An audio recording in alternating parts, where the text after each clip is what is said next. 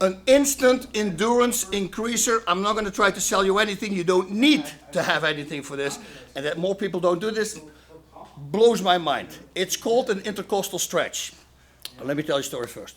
Imagine I have to give 100 high kicks to a bag here, right? And I don't stretch. So let's say I'm 25 years of age, so I don't pull muscles really fast. Right now I can't do it, I have to stretch.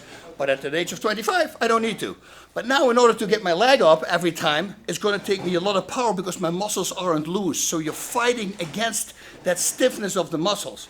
Meaning, if you stretch before you start kicking, now the muscles are more relaxed, they're more lengthy, it's easier for you to bring that leg up, costs you way less energy. Now, if you understand that concept, now let me tell you how breathing works. This is very important. I guarantee you every Olympian endurance athlete is doing right this. And you should do it as well.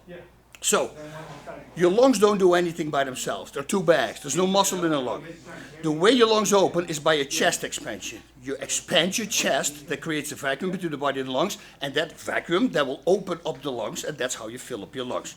Now, I use this line always, and you heard me say this before, so your chest doesn't expand because you put air in them. Your chest expands, and that is how you pull the air in. Whoa, that's weird. How does the chest expansion happen?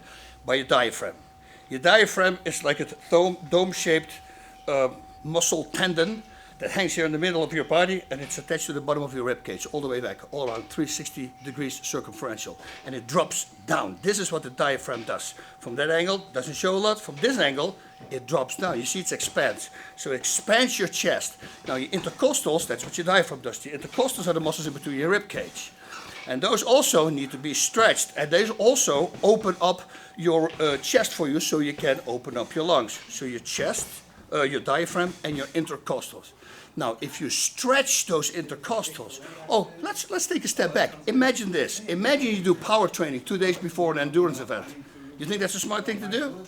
Now your whole chest is tight. What do you think when I just explained how breathing works? It's a smart thing to do? Of course not. Well, your muscles are tight. It's much harder for you to expand that chest. Wait a minute, you just talked about those kicks. What if I stretch my chest muscles, my intercostals, so they become more flexible, so it becomes easier for me to breathe. I don't have to fight against that stiffness. Boom, and there you got it. So the only thing that you need to do, I would do it all the time, but I would start at least 10 days out before a match or an endurance event. It doesn't really matter what it is. Okay, now the first one we're going to do is using a yoga ball. You're leaning. I put my feet here somewhere so I can flip it underneath. If you can find something, you gotta watch out that you don't fall back. And then gently but slowly lay backwards. And now put your arms backwards and just bring your butt lower and lean backwards. And then start stretching these intercostals. The more flexible they are, the much easier for you it's going to be to breathe. So, this is a really great one, but let's not forget, if you don't have a ball, you can also use this. This is what I actually do in my sauna, because I sit on a lower bench, then with my back I put it against this little ridge, and I put my arms back and I just lean backwards. And normally in the sauna I grab something here so I can pull myself a little bit more. Now I'm stretching all these muscles and I'm stretching my core muscles as well.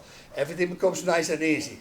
But I said 360 degrees circumferential, so that means you also have back breathing muscles. They also need to be stretched. And that one is a simple one as well. And we all know this one, also good for the hamstrings. Just hang. Just hang. Now, if you become very limber, grab some weight and stand on a box. So you're higher from the ground, you grab the weight, and that weight is pulling you very gently forward. Now don't start with freaking 50 pounds, right? Start with 5 pounds, nice and relaxed. Stretching, you want to do long stretches. You know, soft tissue takes at least 2 minutes. Muscle goes really fast, soft tissue takes over 2 minutes. I would do long 2-minute stretches. One time, 2 minutes, 2 minutes, 2 minutes, 2 minutes, 2 minutes, 2 minutes, 2 exercises. That's it. You do that every day, man, your chest is gonna open like so easy. It's going to make a gigantic difference in your endurance or stamina department. All right, Godspeed and fight on.